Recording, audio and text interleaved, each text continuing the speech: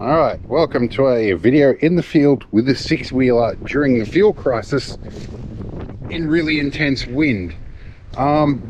We went through a bunch of bugs in the night last night. Normally we don't drive this at night, but we have been having to exploit the time and the energy that we have to get out, and that meant driving at night.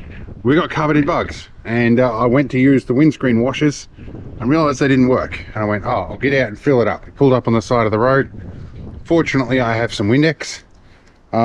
Unfortunately, the oil out of the chainsaw I left on the front of here was also leaking. So I checked the washer bottle here, and we have water, but the windscreen washer motor doesn't work. And there's my phone ringing.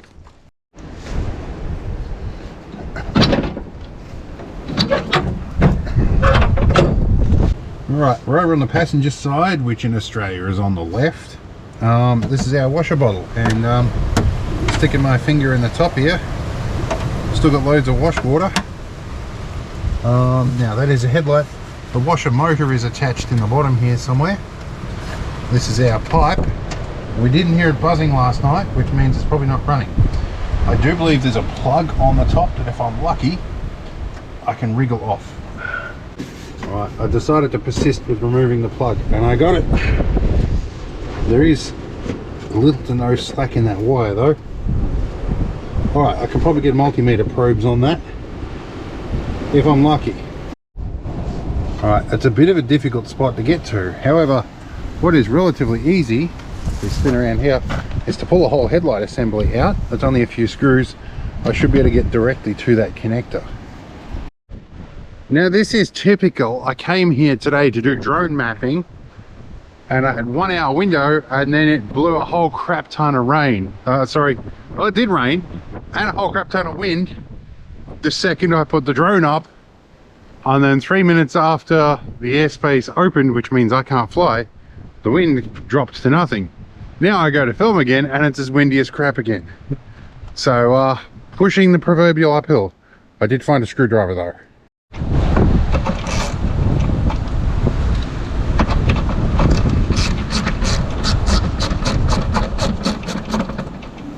Oh, almost lost the screws in a really inconvenient spot. Alright, headlight protector, ring. Alright, retrieve that screw. Retrieve that screw. Okay, headlight assembly should come out. Alright, so this is a just a cheap emergency multimeter that I keep under the seat from JCar. But it does have non-contact volts. I'm going, these are some really shitty short little probes. Then I realised I can take the condoms off them. I didn't realise these were a thing. Okay, so now that we've taken the condoms off, we should be able to shove these into the terminals. That's bits of the headlight assembly falling into the engine bay that you heard just then. Okay, we should be able to shove them in there. They should stay there. Now I've got to figure out how to be able to see the meter while I push the windscreen washer button. Alright, let's get in and shut the door because it's noisy. I'm clearly a very trusting person. Left the keys in this all night. Let's go ignition on and go wash button. Can we see? Yep, we have 12 volts coming through on the connector. So we have not blown a fuse. We have power directed to the motor. The motor is probably jammed. That poses another issue.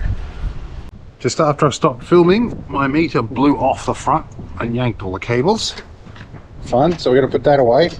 And I've got bar oil on my hands from the leak on the windscreen. So let's put some stuff away.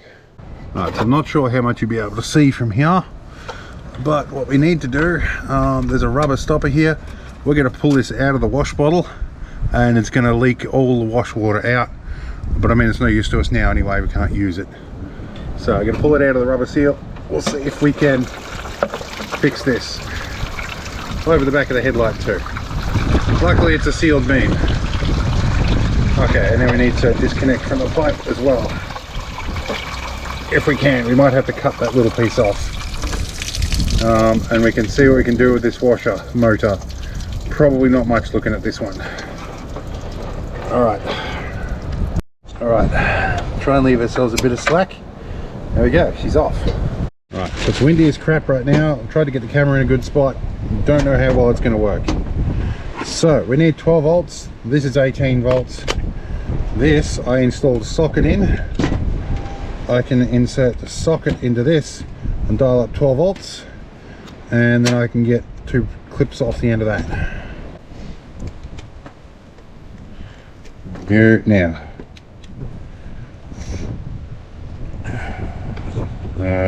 Dial it down to about 12 volts, I think. We have 12 volts dialed up. Let's see if we can see if this thing tries to move. Whoop. We've got a bit of a spark, but no attempt to move whatsoever.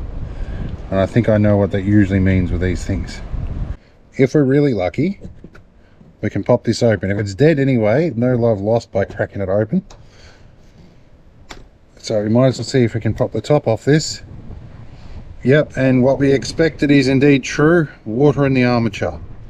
So she's definitely dead, Jim. I don't even think I can pull the motor out of the housing there. I can see if it'll move, but yeah, problem is sitting for a long time. We haven't moved the vehicle. This is pretty common. I guess we're going to put the headlight back together.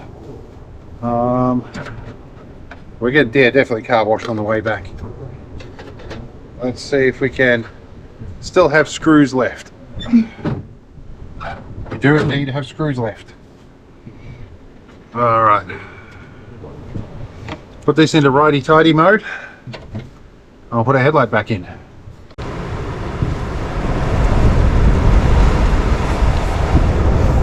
guess. No. These pins fit.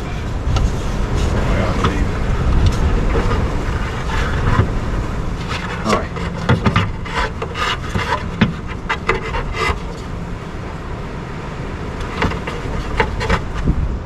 There you go.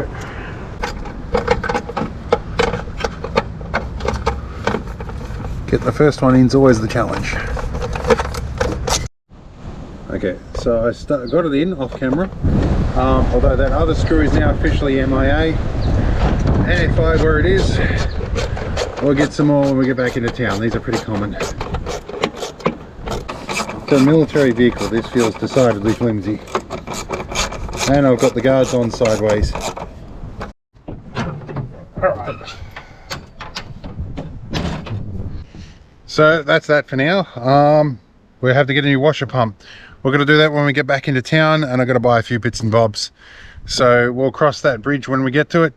That's the end of this video for now. I've got more stuff to do. So catch you later.